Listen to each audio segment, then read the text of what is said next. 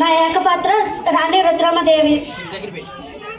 ప్రజారంగ జాగడిని కళా పోషకుడి పేరొందిన గణపతి దేవుడి అగ్ర కుమార్తెను నేను. యుద్ధంలో కాలు తిప్పితే శత్రువులందరూ తోక ముడుస్తారు.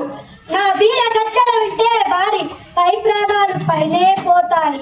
నేను రణరంగంలో వీర విహంగనం చేస్తూ ముందు చూసే రుద్రమ్మ, వెనక చూసే రుద్రమ్మ, పక్క చూసే రుద్రమ్మ, ఎటు చూసిన రుద్రమ్మ అంటూ శత్రువులు పరుగులు తీస్తారు. ఆంధ్ర